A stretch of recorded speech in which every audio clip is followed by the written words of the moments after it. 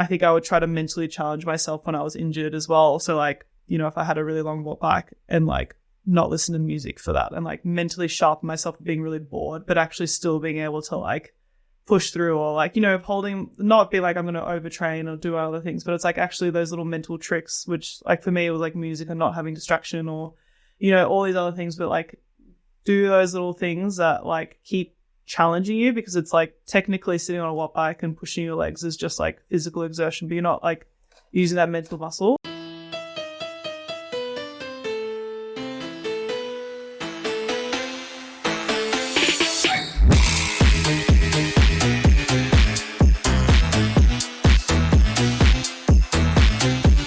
Hey, what is up? Welcome to Last Stroke Counts. Today's guest is another returning one. We've got a streak of returning guests because we just can't get enough of their stories and knowledge. Please welcome back Olympic champion Rosie Popa to the show. Thanks for having me, guys. It's my first return for a podcast. Super excited. Thanks for coming back. Yeah, it was the last one was really good. Like we were talking before, like some really good feedback on it. I think you, like we said, you had some like clear ideas of your career. You've had enough time, kind of stepped away from it. And that makes a lot of sense. And I definitely made sense to a lot of other people. So that would be awesome, seeing as you're still in Oxford, to grab you back and put a few questions out there. So we've had some interesting ones, which will be fun. Kind of stick on there and then maybe just branch out a little bit and see how we get it. Sounds good. Cool. Well, first one then. First question was your thoughts on the Olympics. We're a couple of days away now. I know this won't come out until afterwards, but yeah, in general, Like a blind guess, isn't it? yeah. So what? It's the 22nd of July at the moment. Yes. So was it start on like Saturday? Yeah, Friday or Saturday. Friday. Yeah, we're Yeah. 3 days away. No, I feel like this is something that I guess this period of time I've been almost mentally preparing for the last few months. And I think, you know, I've started to like really share a lot of my story to people and kind of what it's like to have that experience leading up to the games. And it's finally here. And I think it's just, you know, I feel very good about where I am and where where my life is going, and have had such a wonderful year at Oxford in the last few years. But I think it's also going like, this is the week that is the most fun, and this is the pinnacle, and this is the stuff that really matters. And I'm really missing it for the right reasons. And I think it's, you know, having done all the work to get to this point, you know, it's just that moment of just riding the wave when you feel a bit sad or you feel happy or you know, you're looking on and you're really hoping for the best, or I'm super reflective of, you know, this time 3 years ago. And so it's a mixed bag, but I think this is the first time that I've watched the Olympics and not consciously tried to be part of in my whole life. So it's a very blank slate. But overall, I feel good, and I've got a really good support network around me. I've been some mates at Oxford and, you know, my family and other people. And, you know, I've been speaking to some of the athletes on the women's team for Australia and just wishing them the best. So, you know, it is a mixed bag, but I think it's so cool to actually miss it for the right reason, because I just love competing and I love representing my country and I love that high pressure environment. And to know that I'm not being part of it, I'm like, okay, so I actually did something really meaningful. But that also comes with sometimes you're going to feel a little bit off. And I'm not being judgmental with myself right now. So, but it's, yeah. I think you can spend that time after Tokyo very productively. I mean, it's the Olympics now, but you have a degree from Oxford. Like, yeah. Very, very coming up soon. Totally. So you must be happy with that. I was going to ask you, what do you think about the new mascot? The Rosellas? Yes. I mean, can you tell us about that? I mean, you guys saw it when I did it, so I guess it's a lot of Australian sports have official mascots. Awesome. And the Rosellas is the one for rowing Australia. I mean, I think it's super cool. I don't know anything about what Rosellas are. I think it's a bird. Right. Yeah, but I think how cool that there's, you know, rowing in Australia is getting to this more professional standard, and you know, there's you can see from the outside that it's becoming a lot sharper and crisper, and it's, you know, I think it's so good that the athletes have, you know, understanding their value and how much they bring and getting recognized. And, you know, I saw that there's, you know, there was a documentary that came out just before the last few days, and that was showcased in Australia. And I haven't seen it, obviously, being here, but, you know, I think it's really cool that, you know, there's some public recognition now. And, you know, not that I was part of it, but I think it's, you know, I'm thinking, you know, I'm part of that legacy that helped, you know, the athletes today and moving forward that get that recognition that they deserve. I think it's way more interesting as well for like seeing more of the backstory. Like, of course, Yeah. the Olympics is amazing to watch, but then maybe I think it more because I've kind of been in that system. I didn't go to Olympics, obviously, but like, I feel like that performance is incredible. Like, how did they do that? And like the documentaries and stuff, kind of interesting. I think it's also like a great way to like get the kids involved in like following the sport and like start identifying with the mascot, and then you like pick your team and then you like strive, and there's something that pushing you like from a young age, because I think that's when most people like get introduced to a vast majority of sports, is when you watch the Olympics as a kid, right? Totally. And I think it is. I think for the athletes as well, it's that understanding that what you're doing is very special. I think for a lot of my rowing, I was thinking this the other day, like I remember the first time that I got a protein bar for free, you know, and I was like, that was like 2015 or 2016. I remember being like, oh my God, it was like off. It was literally like 2 days expired past. But I was like, I remember thinking like, wow, like I'm actually going to getting something for what I'm, you know, this output. Yeah. And then looking how far it's come in a really short period of time. So I'm super proud of rowing in Australia, and, you know, my parents are really involved in development of young athletes. And I think, to have people that, you know, you have some public recognition, and hopefully the, you know, the media coaching behind that, and knowing like what your worth is in terms of a leader for other people. I think that's like, hopefully the athletes that are in that now understand the weight, because I think we were kind of in the shadows a little bit, probably consciously. And I think what we were talking before, you know, that you kind of come in, and I know that I'm not as publicly recognizable as other athletes. And that was kind of a conscious decision, because I was just kind of doing my own thing and going under the radar for a lot of the time. But I think now that, you know, if you're willing to kind of step forward and being more on that public face, you have to know the responsibility that has, because there's so many young, impressionable kids that are looking up to you. So I think that's super, super important. Yeah, you definitely like have to hold yourself to kind of a higher standard, which can seem a bit unfair at times, but also like it's a responsibility. It's like a good responsibility. Yeah, and what an opportunity for that. Yeah. You know, not many people even have that opportunity to be a role model. Yeah. Having been on both sides, staying under the radar and now coming a bit more into the public eye, which one are you siding with? Which one do you prefer? Well, I think it's so different now, because I felt before I was just trying to figure out who I was. Like I didn't know what to say if I was even in the public, because I didn't have that. I didn't understand what my why was, and I didn't understand what motivated me, and I couldn't articulate the learnings or the failures. And now I can do that, and I feel confident that I can say that, and know that it's my point of view, and it's not everyone's perspective, but I feel confidently that I kind of created a bit of formula that worked for me, and it, you know, it doesn't have to necessarily resonate with everyone, but I think hopefully there's little nuggets that.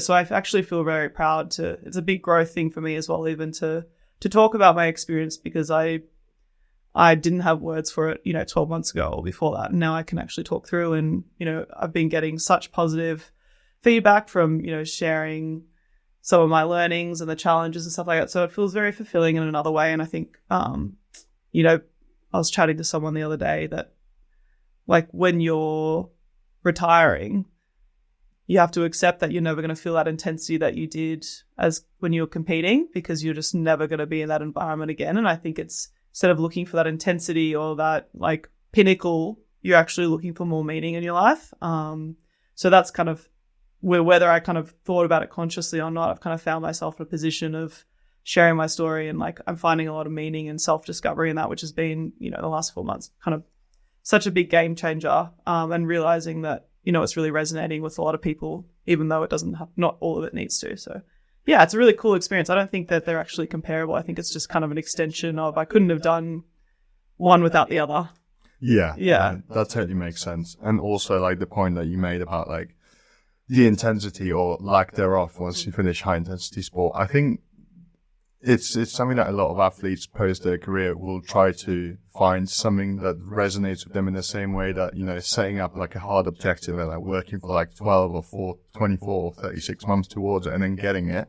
The dopamine rush you get from such achievement, how can anything else compare? So like, where do you even like proceed to start the search for something new, right? Yeah, and I think it's actually not looking for those quick fixes, which you can kind of get that have less meaning, whatever vice that ends up being, whether that's healthy or unhealthy. And that's been something that, because I have, you know I have a massive capacity, and I have an intense personality, not in like a negative or positive way, but it, you know, I know that I can channel a lot of effort into something and I feel very deeply.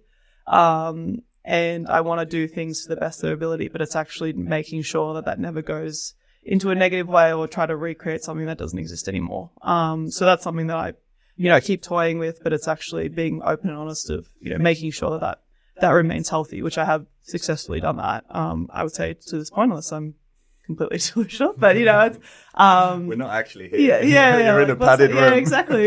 Yeah. Yeah, this actually could be a definitely different story for a different perspective. So unless I'm super crazy, but no, hopefully, yeah, it's channeling that intensity and that effort and understanding that, you know, a lot of good can come from it. It's not going into, I don't think I have an addictive personality, but I think I have a very big capacity and I need to make sure that I channel that in a positive way. I heard a good thing. I can't remember who had told it to me or where I learned it from. But basically it was, and it took me a bit too long to come to this conclusion, it was the idea that you can miss something without wanting it back. Yeah. And I think that was like where I was kind of going like, oh my God, like I miss rowing, like I miss these bits of rowing. But then also kind of understanding like, that's okay, because it was cool and it was fun. It was an awesome thing to do. But like, what, you want to be there now? Like, no, I've got other stuff. I've got a life and a wife. And it's like, just that small realization was actually quite a big shift for me in terms of like, okay. That's all right. Yeah. And I think it's they're two interconnected, and that's something that I think especially this week. And I love the way you put it, like you can miss it but not want it back. Like I look at it and I miss it because I think part of me is like, I was part of the Olympics that, you know, it was a year delayed. We had to be shipped out the day after. We had 2 weeks hotel quarantine, and then I was in my parents' house locked down for 6 months after. You know, I was like, I didn't get that like spectacle. I never got the parades. We didn't get, you know, like all these other things that I can go on. But then it's like, what about the people that didn't have that and also didn't get a positive result, or the people that go to an amazing Olympics but don't get a positive result? You know, it's like, there's always trade-offs and there's always something that doesn't go right. And, you know, I think part of me is like, I wanted the full Olympic experience, but I'm like, well, maybe winning a gold medal is your version of the Olympic experience, you know? So I know that like, I was not prepared to do the work and I wanted to do other things for the last 3 years. So I do not deserve to be on the team right now, and it's time for someone else to come through. So you have to also, I sometimes am just like, I think it's okay to internally be a bit of a brat and be like, and then actually just move forward and let it go. And I don't know if that's right, but it's like actually going, no, it's okay to miss it. But don't project that negativity onto someone else, and know that whatever you're looking forward to, and make sure that you're enjoying the next steps. That's what I'm trying to grapple with, or I think I'm in a good place of grappling with that. Yeah, definitely. I like being at Henley a few weeks ago. There's always that, like on a nice sunny day, thinking, oh man, that'd be sweet. Was it sunny though? There was like Tuesday. It was Tuesday. I'm talking about Tuesday. Yeah, Saturday afternoon from like 3 to 5. Yeah, I was definitely not dreaming about being out there on Saturday. Tell me about it. We were camping. It was horrible weather. Right. Yeah, but we cool event though. I mean, it was so cool because I went on the Friday and the Saturday, and it was just so wonderful to be in that environment again. It was, you know, it's nice to know that I can still be. That was my first kind of rowing event that I'd been part of for a couple of years, and to go and walk in and, you know, I wore my Tokyo blazer, and I just felt really proud to, you know, be in this, like be a leader within that environment. And it was also, it was such an interesting to like go there for a few days and then also go back to my life at Oxford. Like, I can actually exist, you know, not that Oxford is reality, but it's like, you know, I can exist in all these different environments, and I can still be my authentic self and have like multiple versions of myself. So I think that's actually a super important point, because I think that's what so many of us struggle with post-career. It's like you were just, to so many people, my friends and family, it's just like Tom the rower. Like, it's the only thing I was. That's what I did. It was all my worth came from my performance. Certainly, like in the rowing world, you rank yourself against everyone. Oh, I've got a slightly better 2K than him, so but he did this better race than me. And this is like kind of hierarchy and order, and else it's a complete bubble. Yeah. And you can be like quite big in that world, and like walking around Henley, and you get like, you know, everyone, and you get stopped all the time, and either of the guys of the town. It's cool, but then you kind of leave that bit, and you're like, shit. Like, it can be quite like daunting, I guess. Yeah. Like what you said is really like, you can have both. Totally. You really can. I think it's it's scary though, because I think when I first left it, I've always kind of made sure I had balance in my life, but, going from the rowing world for 15 years and then going and, I was working in management consulting for a few years after, and you go from, with a matter of months going and being literally on a postage stamp in Australia to being someone who's clicking slide decks, and like learning how to circle back and learning how to, like all these other phrases and everything. And I was like, my brain like literally couldn't compute. And then I was like, oh no, well, like now I'm just starting this next thing, and how cool that I had this opportunity. But it was just amazing how quickly everything changed. And then like I look back on the start of my management consulting career and think of how much I've grown in the last, like, I can't believe how much that's come in leaps and bounds. But you're in that new environment initially where you're used to being like at the top of something, and then you're kind of not hierarchical, but you're very much in the novice phase. And I think it's important to keep reflecting back and knowing that, you're learning so much from both environments, and just to know that like how many people can actually go into an environment, whether that's rowing or your sport or music or whatever, and you can walk around and people like that's just genuine community, which I think all of us crave. And I think some people mainly maybe a fear that they won't have that community outside, but I think it's playing with how important that is, and knowing that you can actually have this community in other places, but you can have both. It hurts the ego a little bit to be back to square one, but at the same time, then like progress is massive. Totally. Like that's the thing to remember. That's positive. And I think a lot, like what we were saying before, like I think so much of this kind of the external approval is ego based, and I think it's, like, okay, just because you have a better 2K than someone doesn't make you a better person, right? It does make you a nicer person. And so all these other things, I think sometimes in rowing, because you're so ranked all the time and it's so high pressure, and you kind of lose sight of what's important. But in the context of rowing, having a good 2K and, making sure that you're a boat mover and being coachable and all these other things, and, putting yourself first in front of, not going to weddings or something like that is context appropriate.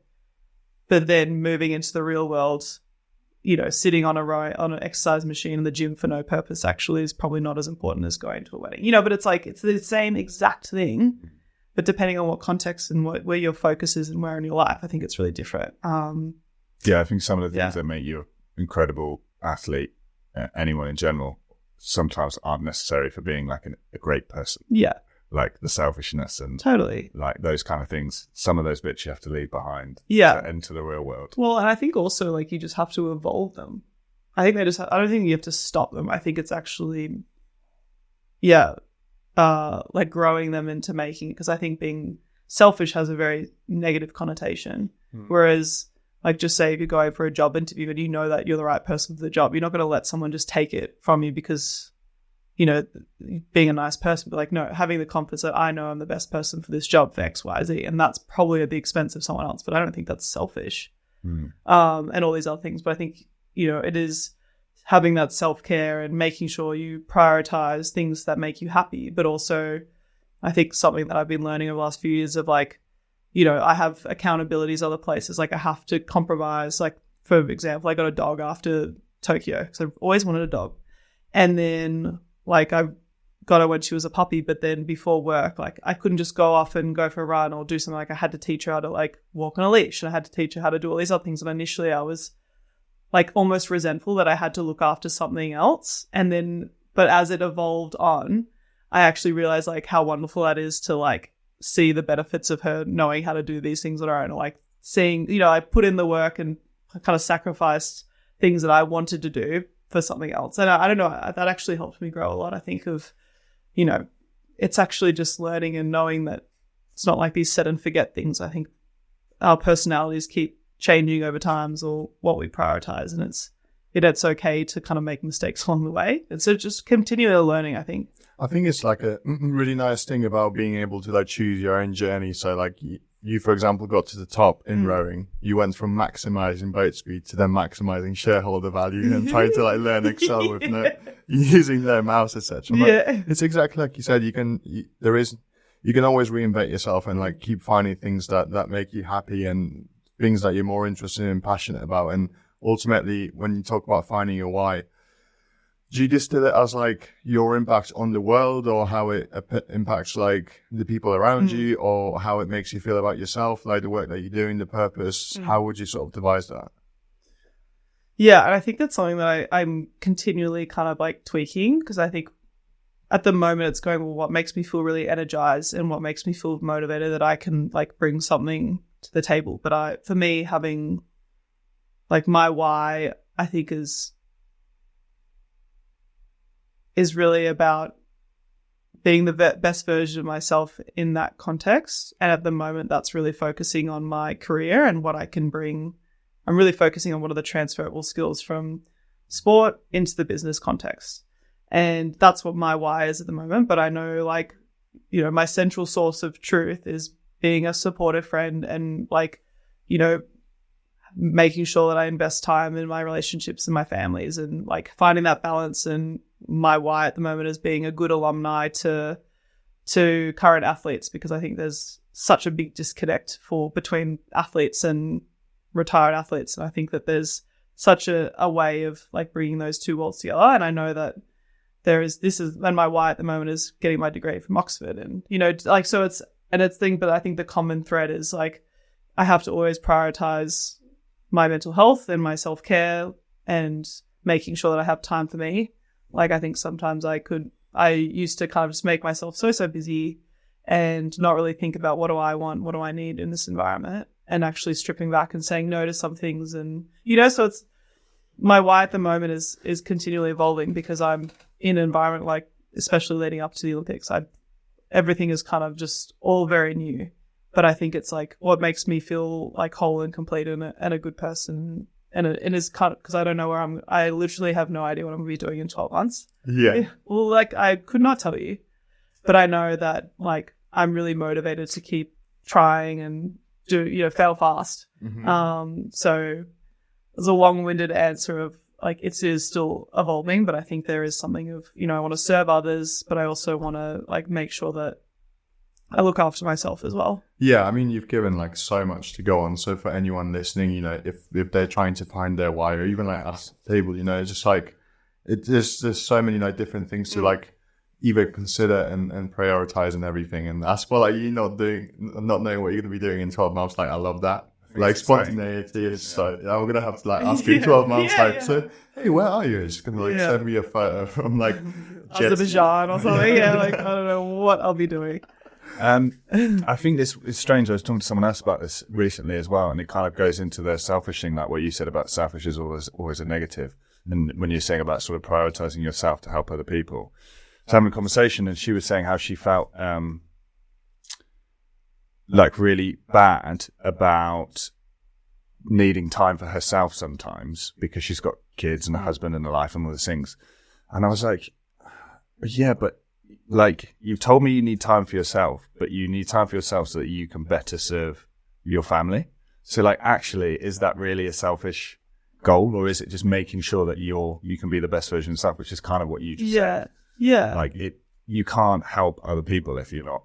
Yeah, and that's the thing. Like, how can you be a good friend or a good partner if you don't give yourself that confidence and give yourself, like, exactly what you would give to a friend and give yourself that support. So I think, you know, it's really interesting being at, you know, the business school for last year, and, you know, we've created some very, very strong bonds, and everyone's kind of going off and doing their own things now. And I think, you know, even people going off to doing interviews, or people kind of, there's a big thing in business school. I talk about imposter syndrome of always looking over your shoulder and seeing what other people are doing and having this self-doubt, you know, and we're all kind of coaching each other a little bit, because I'm like, you know, if you don't look after yourself and understand, like, you know, if you looked at your own resume and were like, okay, you went to Oxford, you did X, Y, Z, like, that's a really impressive resume. Like, why don't you give yourself that credit? You know, and it's like, for anyone that's, like, done some amazing things, I don't think you know, I think especially as rowers, you don't want to be seen as arrogant or up yourself. And I think that can kind of be kind of toxic, instead of being like, you know what, I'm going to celebrate my success. Because, like, I remember once I was, like, kind of having a lot of self-doubt. I was like, Rosie, you're, like, going to have 2 degrees from some of the best universities in the world. Like, you've been on the national team for, you know, you rowed high level for 15 years. You've got an OAM, which is an Order of Australia medal recognized from the Queen, you know, also the King, you know, and it's like, you have all these things of public recognition, but it's like, if you're not giving yourself that approval, like, at what point are all the medals anything. It's actually not, doesn't mean anything unless you know that you're enough. And I think like I've always had parents that they said like no matter what, like you have to know that you're enough. It doesn't matter what anyone says to you. And I think that kind of comes onto that bucket of like, okay, and that was a big thing. I don't know, we talked about last time, but my mindset shift from missing out on the Olympics in 2016 to Tokyo, being like, I need to be on my own side and I need to back myself, because at the end of the day, like you're the one on the start line about to do a 1500 meter sea race, and like if you don't back yourself, how are your teammates going to back you either? You want to be that athlete that when they see Rosie on the board or your name on the board, they'll be like, don't want to swear, because we talked about that. So like, heck yeah, I can't wait to be in that boat with that person, and that's what I wanted to be, that person that like people were excited to row with me. And I think that's like, you want to be that person in the workplace or, a friend that's like, I can't wait to see Rosie, or I can't wait to work with her because I know that she's going to like do the work properly. But it only comes from you knowing that like with or without, like you need to do the work authentically and honestly. So that's kind of like the little threads that I'm like taking on to my real world, or like, the second career of my life. Yeah, I always find it funny when people say, are you still rowing? And I'm like, no, I'm retired. Like, you can't be retired at 29. Yeah, I'm exactly. retired from that exactly. Thing. I'm not retired. Yeah. But it does feel like a different life, doesn't it? Like completely, like pre and post rowing. Like we even spoke about this like a few weeks ago. You can almost like devise your life to like before you found rowing, during rowing, and just like after. And like they're so distinct, and like the person that you were and how you evolved throughout that period is exactly what we're talking about. It's massive, the indicators that you can see of how you've changed, etc. So yeah. Imposter syndrome, how do you think you can't like fix it, right? Like it'll always be there. It sounds like don't, because kind of what you're saying about like having negative feelings, you're saying kind of like accept them and like they're there and move on. And like the way you kind of describe imposter syndrome, like, yeah, it was there, it got to me. I kind of had to sit down and be like, hey, like you've done this, and this. Like I remember one point not long ago, I was like, feeling like I'm not doing enough, I'm not working hard enough. I was like, hang on, just what are you doing? And like, well, I'm doing this and this and this, and I have this job and then that, and I'm trying to do it. And then you like, once you actually put it all down, you're like, shit, no, I am doing quite a lot. Actually. Yeah. I don't know. I don't think that I actually have imposter syndrome anymore. I think that I definitely used to. But now I think it's all a reframe. So just say if I'm in a really high performing environment, for example, Oxford, where like I've never met the smartest people ever, but it's also going like, instead of like comparing them and being like jealous or upset, being like, well, you wanted to be in a high performing environment, therefore you're going to be impressed by people around you. Reframe it to like, what can you learn from them? Can they learn from you? Rather than shying away from an environment that you want to be in anyway. So I'm like, I feel very lucky that I have something that's tangible to say, like, it's ticked this box in terms of achievement. And I think it would be really difficult for, even with people that have gone for multiple medals or, like I know my last competitive race, I won an Olympic gold medal and set an Olympic record. Like that is the last, and I kind of like that I've left it there, and it's like, but that was a decision for me. Like I wasn't trying to chase anything after. So I know I have this tangible result, which I feel very grateful for. And I know that that's not the case for a lot of people. But I think even before that, I kind of did promise myself, and even, Jess Morrison, who's in the women's pair this year for Australia, she was the girl in 3-seat that I sat behind in Tokyo.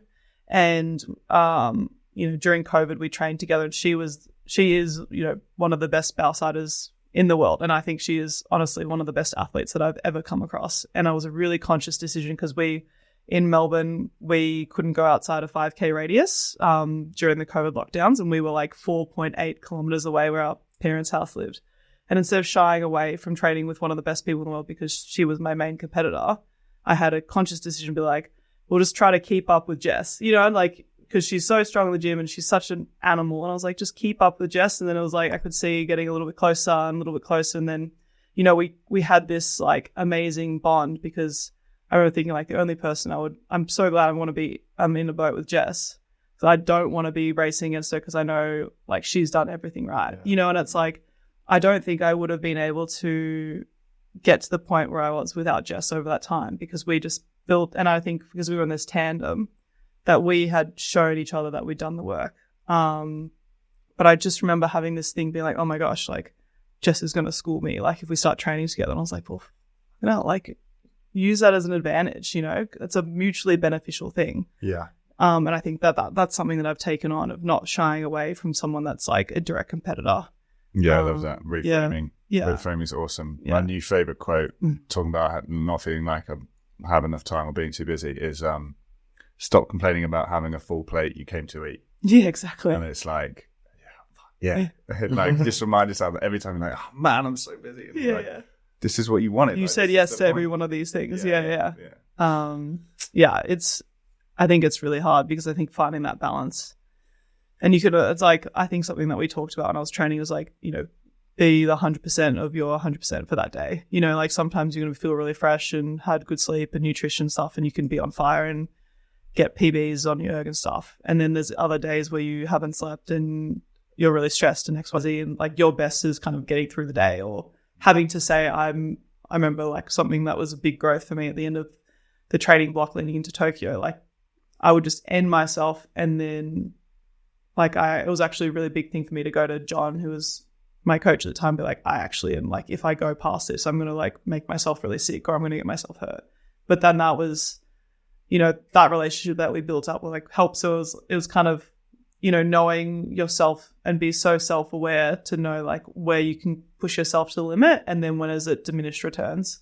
So that was kind of my next, like that was my mental challenge at the end of my rowing career, being like, okay, it's getting out of your own way now, because I think you want to do more and more and more. And then I think when you get to that last little bit, you have to actually strip back and just do exactly what you need to do, and not any more and any less. But I think that takes a long time to polish up. And I definitely feel that, moving into a new environment, if that's an academic and corporate environment, where I've said yes to everything initially, which is what I wanted to do, and spread myself really thin. And now it's like in that refining phase of going, okay, which is probably why, going back to what's your why, I'm like, okay, well, I've gathered all this information. I kind of know what I don't want. I don't really know exactly what I do want, but it's kind of finding that, just refining. Well, knowing what you don't want is a pretty good start. Yeah, exactly. Yeah. Like you can learn so much from like a bad example as much as you can from like a good example, because then at least you avoid making the mistakes. But I really like what you said, be 100%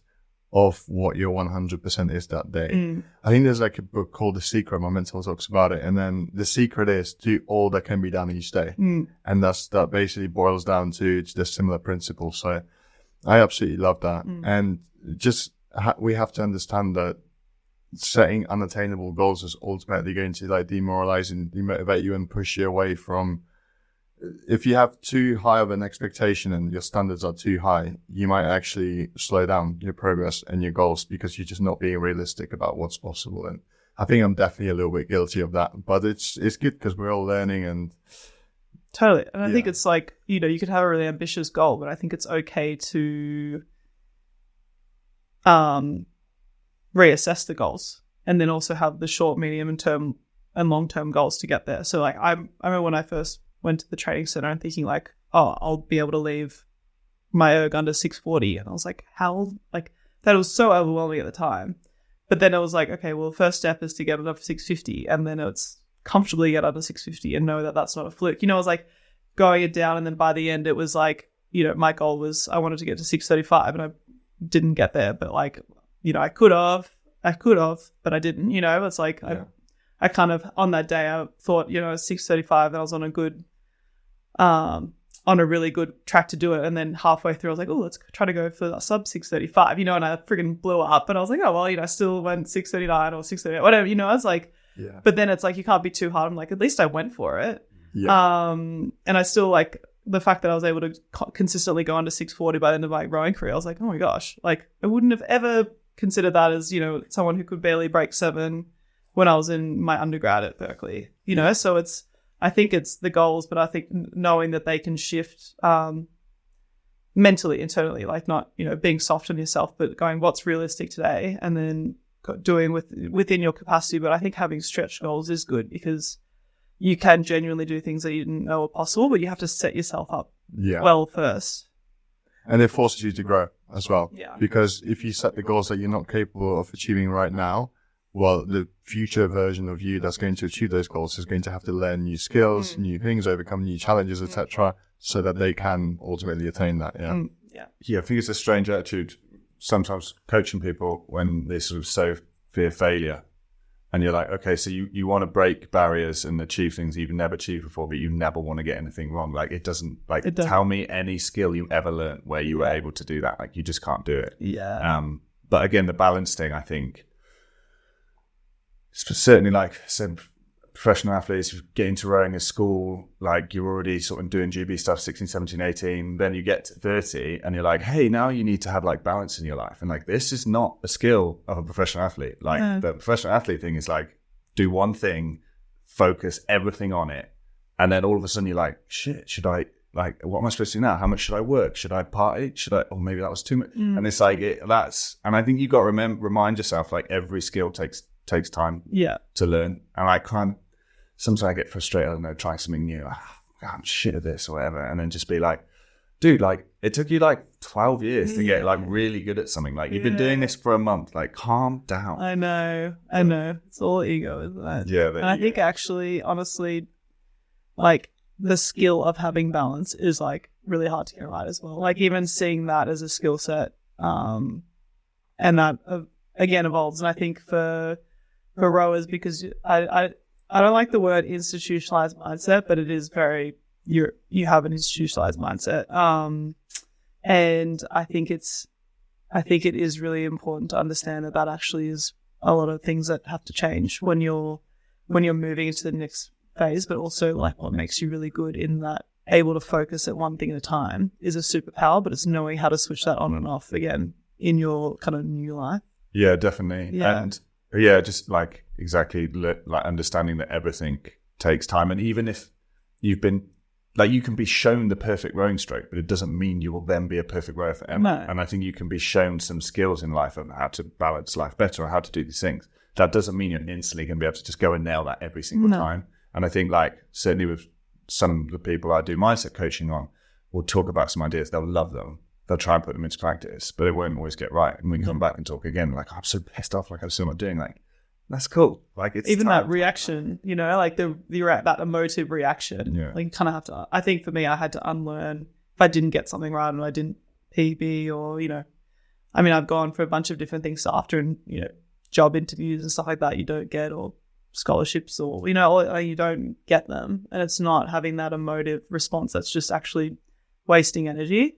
It's actually going, oh, well, that sucks, and then move on, you know. It's like, or feeling what, like, I try to really feel what I like want to feel straight away instead of bottling it up, because it always comes out in other ways. You know, it's actually going, oh, well, I'm disappointed that I wasn't able to like adopt that mindset just yet, you know, and actually going, well, I'll try again and again and again. And then I think it's important to have that reflection to go, oh, well, look how far I am coming. Like, even like the step of going, okay, I need a mindset coach to help me with XYZ, like even realizing that is a huge step, you know. And it's actually, I think it's going, we're so hard on ourselves all the time. But I think it's always coming back to being on your own side and knowing that, like, you know, if you're doing it authentically and it's coming from a good place, you're not just doing a mindset coach thing or something because you think you should. Yeah. But it takes time, and it's always about practicing. It's always about continually just trying again and knowing that, you know, whatever you're meant to learn, you are learning,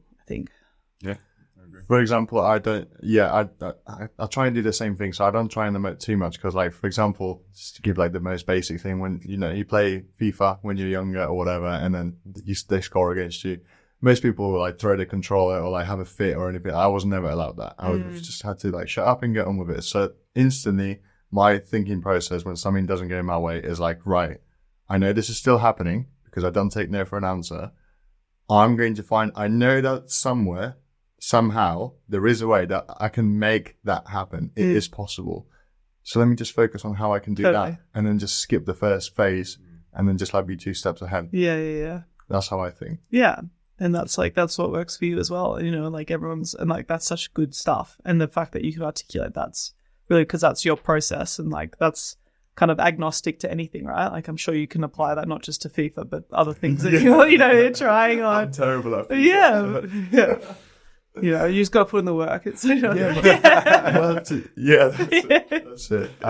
Well, we need to set up the PlayStation and the game area. But no, to be honest, I can apply that to like so many different things. So, for example, I'm not sure I've told this story before on a podcast, but I needed to get a job after my first year of university because otherwise I basically couldn't afford to go or to live. I had no money to basically eat or anything like this. So I was like, cool, let me get a job. So I've applied for like a bunch of different jobs that I was way underqualified for. Like, don't even have a degree, nothing. Just like, was good. I knew it, but there wasn't any like credentials or anything behind this. So long story short, I applied for many jobs.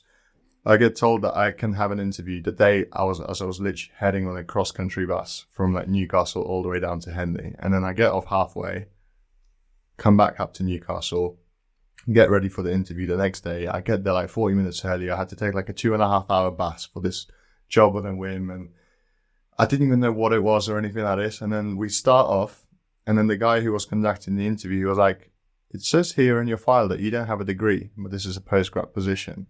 And I was like, yeah, that's right. I was told by the recruiter that you guys are like open-minded, you'd consider. So he was like, no, I don't think there's any point continuing this interview. And then in that moment, I was just like, I'm not having this. Long story short, I ended up working there for 3 years. Yeah. So I was just like, there is a way to get things done if you just put your mind right. Yeah. And just like skip past the emotion. A good bit. You basically said to I was them. going to say, I feel like there's something in the middle there. That's probably he said, okay, well, like, as I'm here anyway and we're doing the interview and we've got the time, just for like my benefit, your benefit, should we just like continue the interview? I know we could both learn from this. I mean, I'm here, aren't I? And I was like, I'm sure, okay, fine. Maybe you don't want me for full time. Maybe you just want me over the summer. Like I could use some experience because, I love this and I love computer science and programming or whatever. I'm sure there is some way that like, have you had history of like taking on interns before and things like that? I was like, well, yeah, in the past, yeah. Still keep going. A gentle massage. Yeah, basically, yeah. No, and I think there's something that of like also just like not being ashamed to ask for something, and just be like, well, you may like. I think we're so conditioned to hate rejection, right? And if you just ask, like, you never know. And I think that's something that I've really kind of developed. I'm like, well, the worst thing that they can say is no, and I'm kind of like, I think something has just shed in the last few years that I don't actually have like the feeling of fear because I'm like, I literally just don't care if people say no. I'm like, well, at least I asked. Like, you just have to leave no stone unturned. And if you get rejected or something, you kind of, in those kind of professional circumstances or whatever, like you kind of just have to laugh it off. And like in my mind, like sometimes they go, well, that's their loss. It's like, it's not like cocky, but I'm like, no, maybe it's just not like I'm a bit ahead of my time, or if I'm just, I'm not a right fit, and that's okay. But like, there's no point. Like, if you ask and then you just kind of rode the wave to the shore, and then you just have to leave. Like, okay, we've got nothing more here. And sometimes, most of the time, it's usually pleasant surprise, but it's just kind of brushing it off and not going down those really negative rabbit holes when things don't work out. Because at the end of the day, you have to get yourself back up, and it's so much energy. I couldn't agree more. And most of the times, those rejections have nothing to do with you personally. No. It's like you don't know the circumstances or the context. So, like you said, brush it off, laugh it off, onto the next one. Yeah. It's just business. Yeah. But also process it, and like, if you're sad about it, be sad. Like, not just like push these things down. Like, if you really wanted something and it didn't work out and you did ride the wave to the shore, like, it's actually okay to be sad about it. But it is knowing that will pass. And like, not that I feel sad about this period of time with Paris coming up. But like, I'm just there's so many things that are popping up. I'm like, just ride it out. Like, it will be okay. Like, you're doing a really good job with what you're doing. And it's like, but have that support network around you as well. Yeah. We should get into a few of these questions. Oh, yeah. Is that the first one? Well, we've kind of covered a few. Yeah. We'll just run over them just so people kind of get it. We had a question on the Australian rowing system. So the question was kind of like, is it more like USA where it's like very college, university based, or more sort of like heavily club? So it's like for kind of non-Australian, senior elite level, it's heavily club. So the system is that high school rowing's really huge. So usually a lot of like top athletes do high school, and then during their kind of year 11 or 12, some people will start doing juniors, which is mainly camp-based. And then into under 23s, you join a club within your state, and then I guess it's camp based again for the under 23. You move states, and then the top 25 athletes from the top 25 women go to Penrith in New South Wales, which is an hour west of Sydney, and they train there full time on an athlete scholarship. So Mrs. Gina Reinhardt, who's the main patron of Rowing Australia, she helped fund a women's elite athlete training centre in Penrith. So that's where they're fully funded and have all the amazing facilities on the Nepean River. And the men are in a training base called the Reinhold Barchi National Training Centre, which is in Canberra, which is the state capital, the capital of Australia. And then that's the top 25 men there, and then they're fully funded as well. So it's full time once you get to the elite level, but the men and the women are separated. And then usually, so they're training full time, and that's kind of that is their job. And then usually over the summer period for Europe, the senior team moves to the training center that they have in Varese or Gabarate in Italy, and then they spend usually 3 months there competing, or the women usually come home for a few weeks and come back, but that's the main base. So there's to reduce international traveling within the World Cup series. Yeah. So how can, for example, say there's someone who's 25, just picked up a norm, they're suddenly the next Steve Redgrave, they've got all the best skills. How can they go from just rowing in their local club to then getting selected to train in one of their squads? Yeah, so I think that there are a few identified elite clubs within Australia, and then there is some form of talent identification within the clubs.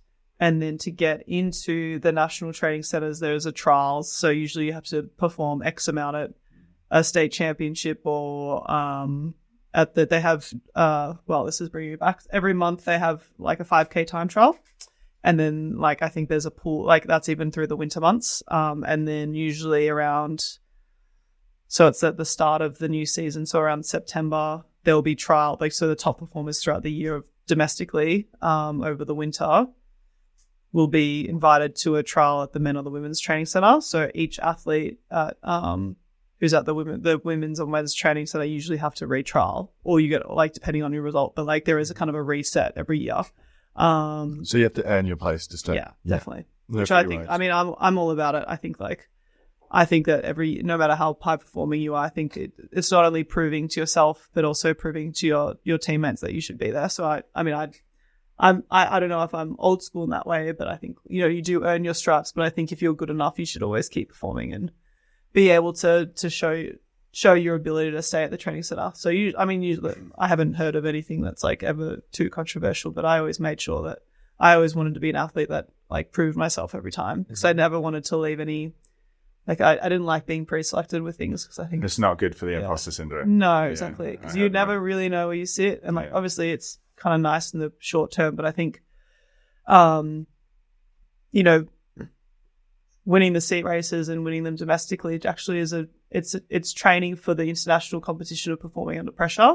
So it's instead of framing it of being I think I used to kind of avoid it when I was young, because I was really afraid I hated losing. So I think if I got a bit injured or something pre-Rio campaign, I definitely was leaning towards trying to get a medical exemption and stuff, and then realizing that's just, you have to show yourself, and you have to have the rungs on the board, and make sure that no one has any doubt, or you have any doubt that you earn your place. Obviously, if you're really, really injured, and there are circumstances, but I think for me, it's when are you injured and when are you injured? I think that's, we all had a niggly back when we didn't want to do a 2x30 or something like that. It's and it's hard. It's hard work, and I think rowing is meant to be uncomfortable. But it's being really open and honest, and then knowing when you have to push and when you have to pull back as well.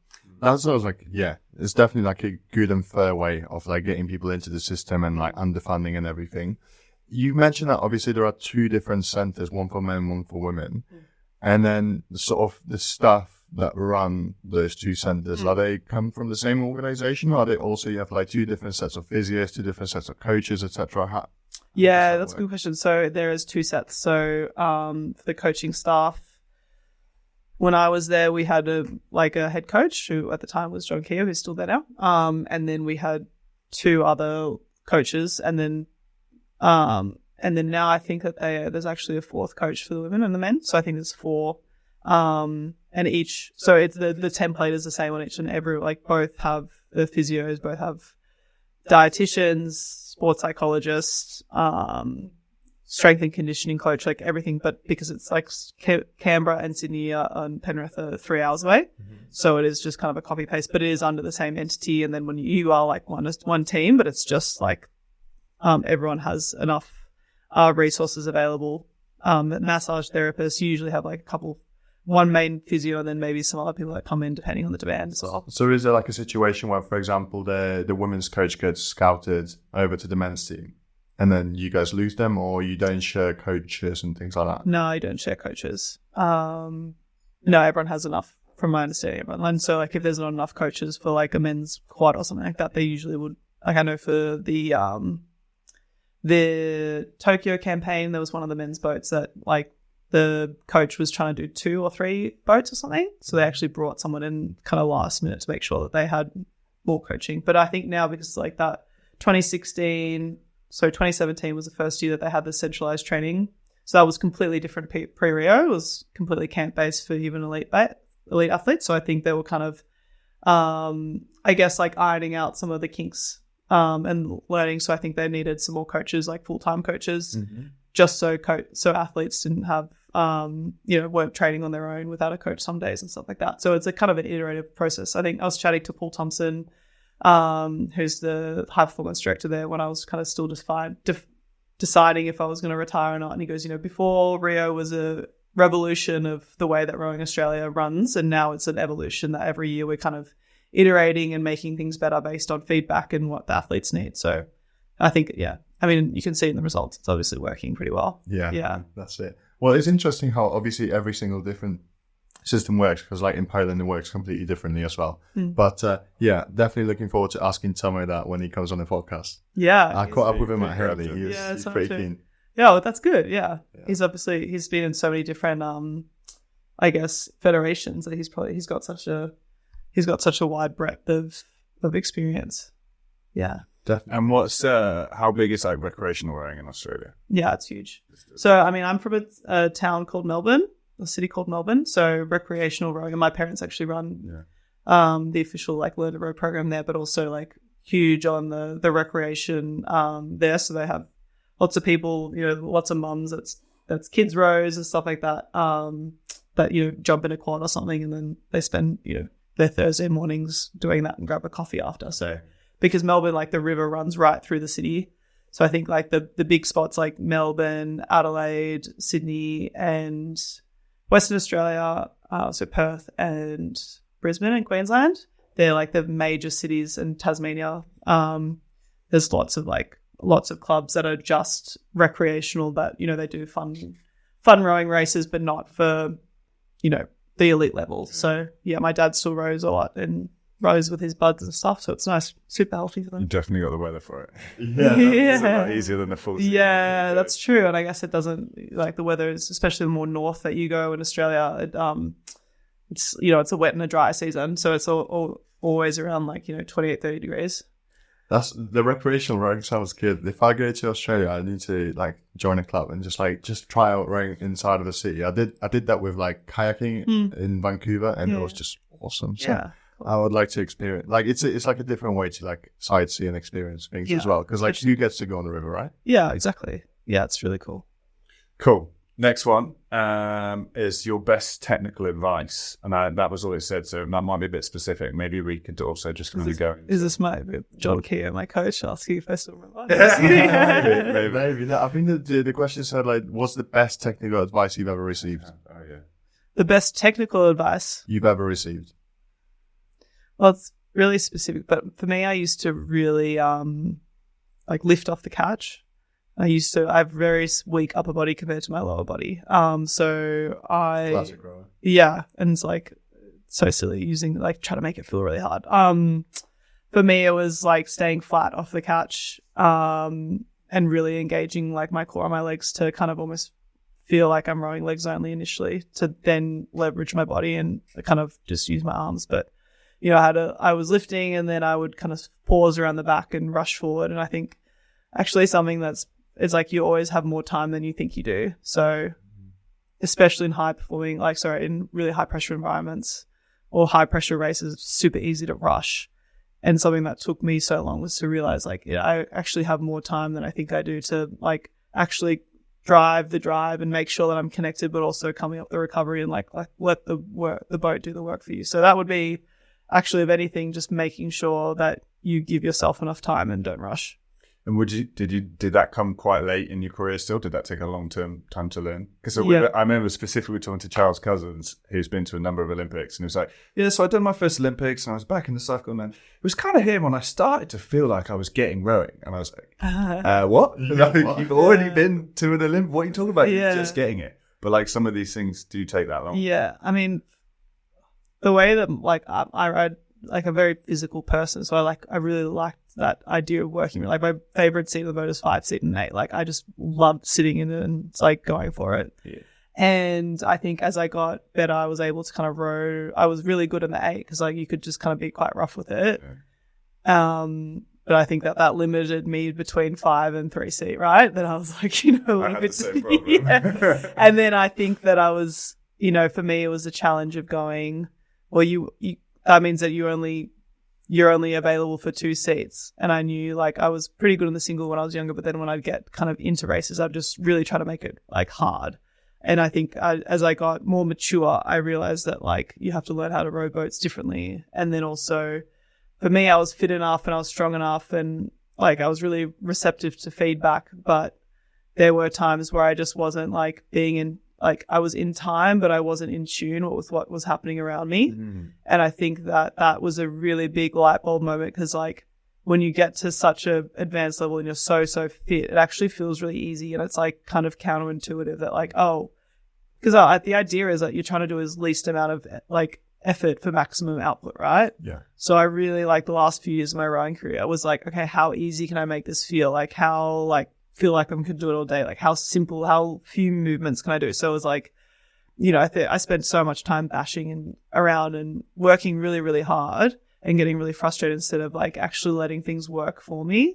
And so that was a really big, because that means I could row for longer. I could be more consistent in my splits. Like I didn't blow up. Like it was just kind of making it more streamlined and effective. So that was and for me, it was not rushing because it's like, if you're at the catch first, it's going to feel really heavy, right? But if you're in time, you're picking it up all together. Like it's that really great feeling when you're picking up and you're swinging along together. Like you're not just like wrestling on your own. So I think like the technical advice was one thing, but because was always quite technically good and always really strong, but it was like letting go of that control and that power that you have to let other people around you do their job and do their work. Like another example was that I used to look out of the boat heaps. And I would get yelled at. And Lucy Steffen, who sat behind me, if she's listening, like she was the one that got that out of me because she made the calls in our Tokyo boat, and I was in 2 seat, but she was making the calls, and I remember I would like look at the boat, and one day she's like, "Ros, like, stop it," and I was like, "Oh, but I'm making an excuse," and she's like, "You looking out of the boat actually makes me feel like I'm not calling properly." And I was like, oh, I was looking at the boat because like, I'm trying to make fun. I was like, no, that's actually her. That's signaling to her that I don't trust her. And I trust her more than anything. And I was like, oh, okay. And that was like a bit of control that like, and it was like those little things. And it's like that took until the last few months of my rowing career to actually click that it's like, no, it's not the fact that you don't trust someone. Like it's trusting the people around you and like those little signals that as you get to that pointy end, those are little 1%ers that how do you like make the person in front or behind you feel as relaxed as possible so they can do their job as well. This entire bit that that's gold. Yeah. Like the technical advice, the mindset, that's brilliant. Like, re-listen to that again because that was absolutely brilliant. I'm certainly going to. Oh, thanks. Yeah, definitely. Like, it's not about working harder, it's about being efficient. Yeah. And it's like another one of those things when like you say it and you're like, yeah, of course. But actually, there's so many of us that have spent so long doing it. And like, again, that's the amazing thing about being sitting next to people like you and getting to hear what took you the time to learn, and like hopefully sharing that advice to other people. Yeah, and the fact that like you can be in time, but are you in tune? Like, Yeah. oh, that's so good. I never said that before. It's like kind of just popped into my mind. Yeah, no, it's so true though. And I think it's like just that high level of being an athlete, right? That you can do the motions like, and I think that's what separates good to great, because you understand that those things are just as important as having the perfect rowing stroke. You know, it's like the classic, the biggest ergo, but then they can't be a boat mover. You know, it's like you have the abilities and stuff like that, but it's actually refining and knowing how to optimize the strength that you have, you know? So I think everyone has those different challenges. And for me, like rowing was always like, I think something that my parents would always say, there's like rowing is between your ears, you know, it's always between your ears. And even the last 10 days of the Olympics, they always talked about like, you can't get any physically better in the last 10 days, but you can really psych yourself out. So what we did, like in our crew, we just made sure that we cut out any noise. We did no media. We went off social media. We just like really tuned in, and we really kept ourselves accountable and made sure that we were like, there was no self-doubt and there was no like slippage of starting to look at the stats of, you know, the other crews that were racing against or trying to get sucked into other people's drama, or, you know, like we really went really insular into our own crew. And I think it's like those are little like refining moments that, like, luckily I just feel so grateful that I had 3 other women and my coach that were all so in tune and really respected. Maybe because it was the fact that we had the double up where the stern pair was doing the pair as well. Like we just didn't have time or energy to waste, because it was a lot of energy to go like clicking back into the pair and then clicking from the 4 and then kind of separating out into the pair and then clicking back in. Like, you know, we had to kind of perfect that. So we had another challenge as well. But I think that actually helped us focus and refine that rather than, you know, using energy of, you know, something else, because we knew we had a really big challenge to get that double up right. That's also amazing. You basically just described like physical efficiency, and now you've just talked about mental efficiency. Yeah. Same way that you've got a limited amount of time, power, effort for all these things. Yeah. So streamline it in the same way, which is quite interesting. No wonder you're Oxford. Yeah. I can articulate it now through that. Yeah. You've been hanging around with those smart people. I know. I can't believe it.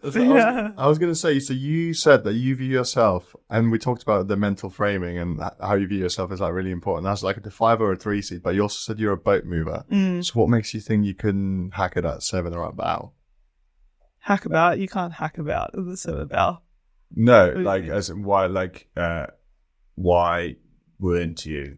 Why did you think you couldn't be a 7 or a bow seat? But no, what you said about like that. But I think it was the evolution that, like, once I unlocked that, then I could row any seat. Like, I just remember distinctly there was a race. It was the Australian National Championships in 2021. And so in Australia, they have this thing called the Kings and the Queens Cup, which is the last race of the regatta. So it's all like the top people from each state. And usually it's kind of stacked with the people that are on the Australian team. You separate into your own state. And then you kind of race it out. So it's kind of cool because then you have like 2 or 3 or 4 people that are on national teams, but then you have the best of the up and coming athletes. So it's like actually kind of a really cool event. And like, I remember because you've kind of to figure out who you've got, because you don't have like the full Australian 8 or the full Australian squad. You kind of have to place people where it's perfect. And we were kind of missing if we were stroke rigging it, we were missing like a 7 seed, but then if we bow rigged it, we were missing a stroke seed or something like that. And I just was really confident that I could be the stroke seed of that pairs, because I'd been when we broke into the pairs of, I started stroking like different pairs for like 2018, 2019. And that was a challenge that I wanted to be able to stroke boats. And I ended up getting pretty good at it. And then I remember being like, I want to stroke this like women's 8. And it wasn't like I want to be the stroke seat, but I was like, I know that with this combination, like I can do a really good job of it. And there was like, even internally, there was like heaps of noise within Victoria. I was like, no, she can't row a stroke seat, blah, blah, blah. And I remember being like, internally I was like, well, I'll show you guys. But it's like, it was like, that was a big moment for me. But like, I will row any seat and I will do this better. And I think we won by like 16 seconds or something like that. Like we had a massive in 8s. Yeah, we friggin' like smoked it, and it was not because of me. Like it was everyone, but everyone bought into that. And it was like initially there was like a bit of drama for what it is, but I was like, no, like this is the right combination for that. And I just took on that confidence. I was like, I am the perfect person for this role right now. And like, I'm not the best stroke seat in the world. Like I don't think there's one that suits everyone, but I remember I was like, I'm going to like do this to the best of my ability. And I think like maybe that was a bit contagious, but it was like really cool to like come away with another tangible result and be like, yes, I can stroke boats. You know, I can sit in bow seat, you know, I can do that. And it wasn't about like, yes, there were a lot of people that doubted me and stuff like that. But I was like, well, like, shame on you for doubting. Like, I'm not going to waste energy. No, but it's like, you just show your point and then you move on. You know, it's like, okay, well, I've done that now. And it's like, tick that off, you know, so it's. But it's cool. It feels nice, like maybe for the ego again to like show other people. But I also think the bigger lesson learned is like to show yourself, and exactly kind of what you said again is to like run into the challenge, and then by the time you get to the nervous, scary part of your season, your year, your career, you have all these other things like you said, like I did that, I can do that, I can trust myself, I know I should be here. Yeah. So yeah, I think it's more important to prove it to yourself. Yeah, and it's so tempting, like you said, to not take that. I'll just go in the seat I'm used to. Yeah, exactly. Yeah. And it's also really tempting, like in those moments where like people have doubted you, and you've like, you know, sometimes I think when you get to a senior, like that's such a senior level, you almost feel like, because I also, when I joined the training center in 2017, I was like, every single selection, every single race, I want to be on the podium. Like I'm the worst result I will take. And I got 1/4 out of that 4 years internally or like internationally.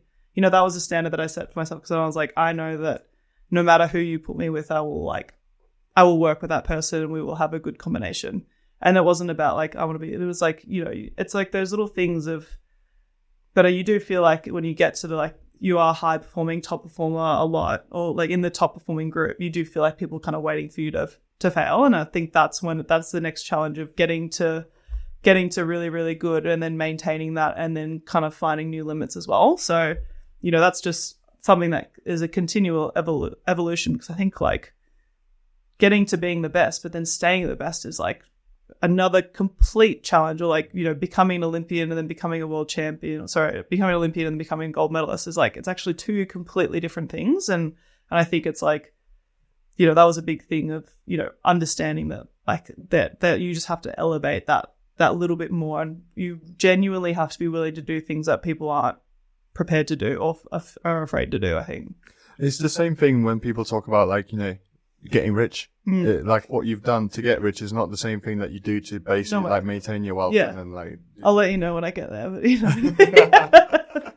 Rich in what though? Rich isn't just money, right? True, rich in life, rich in experience. I think you're talking again, like back to what we were talking about, like confidence is built with practice over time. People, you know, how can you just come in here and say you can do it? Like no one can. No one. That's not how you. No. You don't just scream, I'm confident now. No. Like, it comes from building. Yeah. But like internally, you feel that you back yourself. Like you know you're capable. Like I don't really know how to like externalize that thought, but like there is that like deep feeling inside you where you're like, I just know, I have a gut feeling that I'm capable. Totally, absolutely. Yeah. Okay, next one. Advice for dealing with the mental side of injury. Well, yeah, I mean, I could do another like 2-hour podcast on this. Yeah. Dealt with so many injuries in my life. Some top tips, I guess. Or shall we canvas? Jeez. Yeah, I guess like I'll do a few, because I'm like, that was something that I dealt with so much, but I think I think it goes to that mental efficiency as well. And I think it's like something that took me a while. It's like if you feel a niggle straight away, you say something. So you don't let it manifest, and knowing that like you have to say something, because it's usually with repetitive overuse injuries will not go away. Like addressing your recovery and rehab just as seriously as training. So like take that on as like a full-time job. And then I think in any form of cross training, doing that better than like feel like you're working harder than anyone else on the water. So, you know, I spent a lot of time on the watt bike, but genuinely not just being like, okay, or like I would do crazy, like not crazy things, but I think I would try to mentally challenge myself when I was injured as well. So like, you know, if I had a really long watt bike and like not listen to music for that, and like mentally sharpen myself for being really bored, but actually still being able to like push through, or like, you know, not be like I'm going to overtrain or do other things, but it's like actually those little mental tricks, which like for me it was like music and not having distraction, or, you know, all these other things, but like do those little things that like keep challenging you, because it's like technically sitting on a watt bike and pushing your legs is just like physical exertion, but you're not like using that mental muscle. Like don't have distractions, and like, because when you're on the water, you can't just like put your headphones in and just like, so it's like those little things that I think like keep mentally keeping yourself stimulated when you're injured. And also I think just letting yourself being fully healed before you come back, because I think that the sooner that you deal with it, the sooner that you can manage and recover it. But being really open and honest, I think ribs obviously are really difficult ones because like there's that awkward phase when you're recovering, when you don't know if it's quite right and it still kind of hurts. Like I had like 7 or 8 ribs when I was during my rowing career. And it's like that sticky point where like you don't know if it's still injured or it's a stress reaction or like, I think that those are really hard ones. But yeah, I think that like kind of the accountability piece and still keeping yourself mentally sharp when you're injured are really, really important. I was going to ask, because for example, I've not dealt with that many injuries, if any at all, really. How do you have the mental confidence to know that you can do the best rehab possible? You get back to being your best self. How do you know? How do you convince yourself that it's going to be okay that like a week before your big event, you're just not going to pop? How do you mentally approach that sort of topic? Yeah, I mean, I had in 2018, I actually like broke my rib just before the World Championships. So I was in the women's 4 and then ended up like breaking my rib like 10 days before, and I was switched out of the 4 because that was the priority boat and put into the women's 8 just to make sure that the 4, like if I had, and it was very much like I did row that World Championships on my rib, and I think it's like sometimes you have to like, depends on the race. Like for me it was like pushing through and like rowing on a broken rib and making sure that like you're still not like I knew that I could still do a really good job on the rib. Mm-hmm. Obviously under a lot of pain, but I never made sure that I brought the other team members down. Like I think I was just very conscious that they knew I was injured and stuff like that. And probably wasn't fully transparent how injured I was. But I mean, that's a very extreme case because you're in the middle of Bulgaria, at a World Championships. So I was like, but I think for the most part, to go back to actually knowing the trust, it's actually developing that relationship with the physio and making sure that you have really good support staff around you to have a very clear return to rowing plan. Yeah. Cool. No, that's really useful. And also like kudos to you for being such a tough cookie for like racing with an injury. It's painful. It's really painful, isn't it? Yeah. I was going to say, I think you, from my experience, you're like, right, so I can't go rowing now, but I can like work on my deficiencies.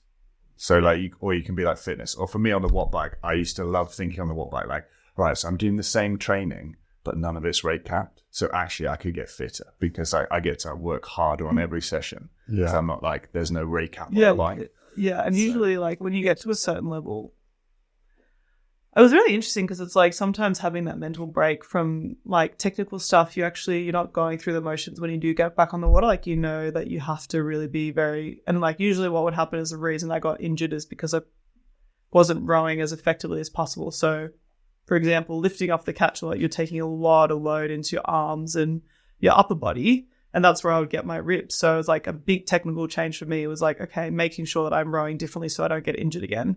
But that was like a kind of a technical reset to be like, okay, that was making sure I'm staying low and like not just grabbing off the catch. It's engaging my core on my legs. So that was something that like I was going, okay, you kind of come in and you have that, you're really fixed. You just spend X amount of time on the watt bike, but it's actually going, okay, well, what is the reason that you got injured? Is usually because you're doing something not as efficiently as you can. So it's a good indicator as well. The other bit of advice I would say is, keep your routine. So people I've seen who get injured, who then, because they're doing all their own training or they're all rehabbing, suddenly start getting a bit later, going to the rowing club at like a different time. And then like all of a sudden, a few months later, they find they feel completely disconnected and like negative about the whole thing. And you're like, no shit, like you're not here. So I always like work really hard to make sure I was there at the exact same time. And it was tough as well because like we'll go and all stretch together and then they'll all go rowing and I'll do my weird little Pilates session, whatever I'm allowed to do today. Yeah. But really I think it was important. Yeah. Yeah. And I think it's like all about keeping that because you also don't want to feel like, I don't want I think that's such a good point. I hadn't even thought of it like, but like to actually feel like you're still connected to the team as well. And like, it is also another signal showing them that you're doing the work as well. Like people notice if you rock up an hour late and then you're at breakfast an hour earlier, like they notice that, it's actually going, how do you do that? And like, if you need to go on the speedboat, like, on a session that you have off or you can't do anything, but like to stay engaged and make sure that you are still part of it. Cause there's never longer days than when you feel kind of alone and injured. But usually it is only kind of a few weeks at a time or, so it's actually like, I think that's like connection and making sure that you even understanding like, if there's a technical change that your coach is trying to get the boat of like actually understanding what the, overhearing the way that they're talking about the technical change. So you can slot it and be like, okay, I heard you guys talking about that we're, going to take more time over the toes or we're going to do this. So I'm going to make sure that, tell me if this feels better or worse. Like those little things that people I think really respect and like respond positively to. Yeah, that reminds me of a point as well I talk about now, which is it was from like theatre when I was a little kid and I used to do it, but I always had some crappy little background role. I was never at the front, right? But they would always say like you do your role like someone's watching because there's 300 people in the audience. Someone is like, you may not be like the front row, but like just act like someone is watching because they will be. Yeah, I sort of talk about in rowing, like act like the coach is watching you because he sees more than you think. And like you think that no one's noticed that you skipped 15 minutes of stretching. But, like people see more than you think. People notice, and it's not Big Brother, but it's also going like you would expect, I think, to be the best. You have to hold yourself and each other to really high standards, and the coaches expect that, but also like we expect best standard from our coaches because we know we want them to select the right people. Yeah, and also, I don't mean like hang around in the gym and make it look like you're stretching. I mean, obviously commit for that reason. And totally, and I think also engage, like have, making sure that you have that engagement with your coach as well is important. Like, I mean, I'm talking from, perspective of this was my full-time role when I, we're living, breathing and training rowing, you're spending 8 hours a day with these people. Like it's very different to high school rowing where it's, so it's like, it obviously evolves over time, but I think, because like my relationship with John, who was my coach for Tokyo and the head coach, like we had a really, really positive dialogue because I think we built that trust over a few years because it was like, like you come in and it's kind of general and everyone's, you kind of figuring out who you are and what you're doing. And then you realize like there's that individual thing and he knew exactly what to say to get the best out of me. And it was only because I let him in and I let him, like we had a very professional relationship, but I let him kind of know what makes me work and what doesn't. Mm-hmm. And I was receptive to him pushing me and knowing that if he was telling me to stay flat, which he yelled at me probably every day for 3 years, but I knew that was because he wanted the best. Like we're on the same team. He needed an athlete and he knew that what my potential was. And that was over building a really positive relationship over that 4 years. And I think like, even when I retired, like having that conversation to him was like, it was actually such an amazing conversation because it was almost like a thank you for your service. It was like, I said, look, I just wouldn't be the same athlete if I do come back because I don't have that hunger or that drive or anymore. And he didn't try to like push me to come back because we knew each other so well. He was just like, well, thank you so much for being the athlete that you are. And I was like, that, how cool is that to have that? But that's not, those trusts isn't going to happen overnight. Yeah, that's amazing. Like, again, like super important what you said, like everyone's different. Good coaches know how to treat people differently, but how do they know how to treat you if you don't let them? Yeah. Yeah. And you also need to know what works for you. So like, I don't know, even like when I was younger, this is probably another conversation as well, but I used to have a lot of issues with like disordered eating and I wasn't eating enough and like all these other things. And like when I came to the training center, because my metabolism was really low from not fueling myself properly when I was, late teens, early 20s.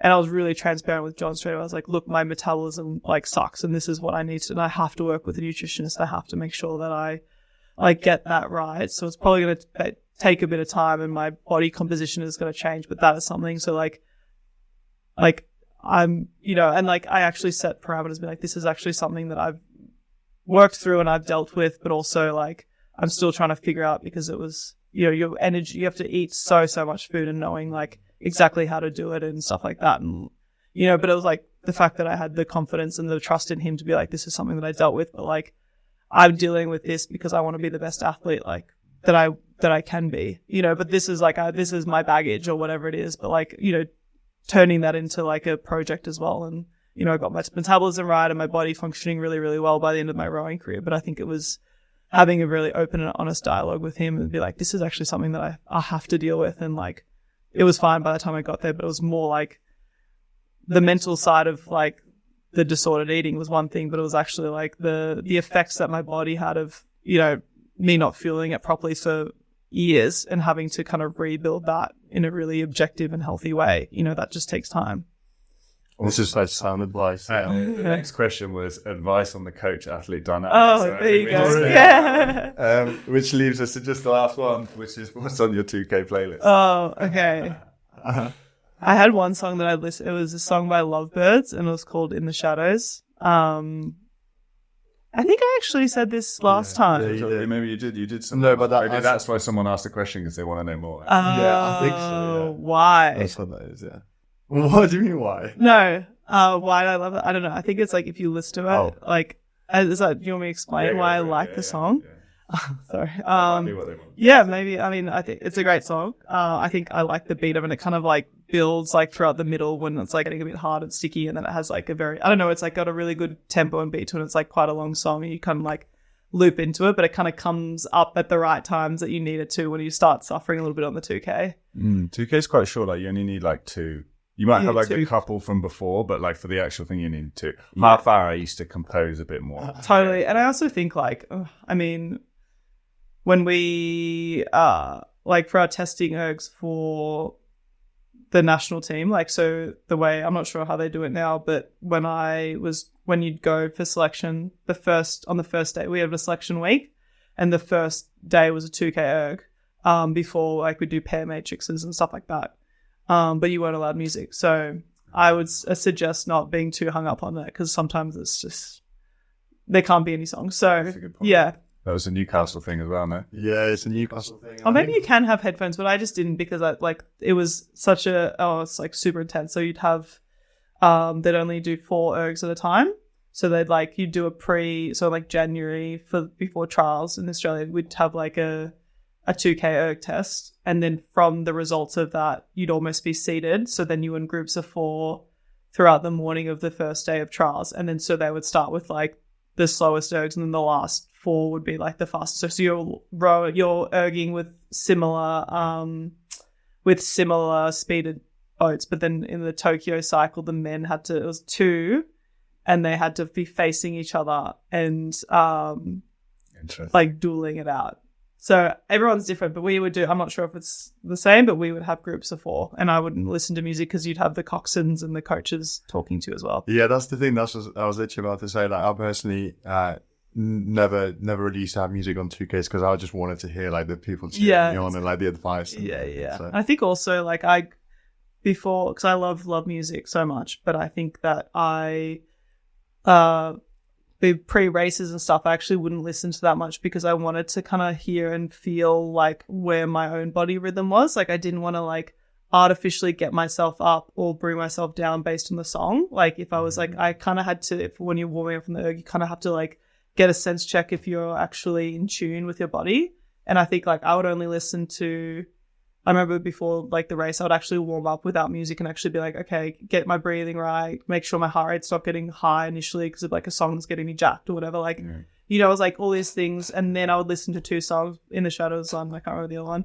And then I would like turn my music off and then start doing like the more mental prep, but like physical and like mental preparation. But it was like the 2 songs where I just kind of like not think about it for, 10 minutes and then come back to it. But I think it was like, that was something for me because I used to listen to like really pump up music, but then I realized like I was almost too overstimulated coming into the race, because it's like before you actually get on the water, you usually have like another 40-50 minutes. So you kind of don't want to be like already ready to go, like when you put your body in the water. So I was like, but that's what worked for me. And I think because I'm very in tune with rhythms around me. And I think that was something that I had to really refine because I was like, I'm so hyper aware of rhythms and patterns and stuff like that. Yeah. Forgive the pun, but that's such sound advice. Like, I absolutely love that. And like, imagine like getting on the dog they're trying to like set off for the race. And You're like jigging, yeah. You can I did barely it. like close the gate. Yeah, exactly. I did it when I finished rowing. I started playing rugby again, which is something I did before rowing. I always wanted to go back to it. And before games, I was starting to listen to the music I would listen to for like a 6-minute maximum effort. But then I'd run out on the field and I've got like 80 minutes, Yeah, and I'm exactly. like, I'm done in 10. no, I was like, I need to stop listening. Yeah, This is it's too intense. yeah, it can be. But for some other people, like they need to be on that. It's almost, I think reiterate over and over again that I think you have to figure out what works for you, and like it only is trial and error. Yeah. But it was another good bit of advice we had from the coach, which was what you were saying about like, don't feel like you need it. He basically was saying like, the least amount of things like you have to have, like, okay, if you've got a lucky cap, that's cool, but don't like go and get a lucky cap and lucky socks and you have to have this water bottle, because there's every single one of these things is like another thing that if it goes wrong is going to really throw you off. Yeah. So like this whole like pre-race routine, like don't try and get too caught up on like, I have to have this song and this thing. I know. 5 minutes before I need to drink my. And like I remember I refused to have. I'd never have had like what's it called, like little tokens or whatever. Like I never had like a lucky I'd never had like a lucky charm or anything like that. And I remember like something at Reader. I remember in a World Cup in 2018. We were in Lucerne, so it probably would have been World Cup 3. And it was really, really hot, and I took my visor off to dunk it into the water. And then when I pulled it off, the clip broke. And I remember being like, I had this moment, I was like, oh, well, put it back in the water. And then I was like, oh my, imagine if that was like my lucky visor that I couldn't row without. And that was like literally just before the start line. Like, and I just had that conscious moment. It was like, bank this thought for next time, because like, don't get worked up. It's just a fucking hat, and they put it down and like, okay, go, so but for some other people, like having those tokens and like having those things that are, really powerful, like that what's worked for you, but also like, unpredictable things happen. And like for me it was like stripping back to, didn't have lucky socks, I didn't have anything. It was just like get from A to B as fast as possible. Like that's it. Yeah. I love that. You got so much good advice on so many different topics. I just have one last question before we finish off. If you were to create an Olympic champion, you yourself as a coach or as a parent, or what would you put them through to make them succeed?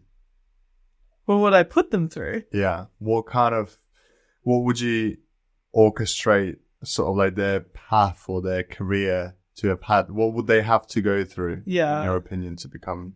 I mean, I'm so conscious that I only have my experience, right? Well, that's exactly what I want your take on, because I really like what you have to say. So I guess there's like, the first things that pop into my mind is that like a proper support network that as an athlete will love you no matter what. So you don't have that pressure of that like conditional, you have to perform because then you're getting that approval from your mom or your dad or anything like that. Mm-hmm. I think that there needs to be like, that rock bottom moment, unfortunately, where you have to like fail and fail fast and learn.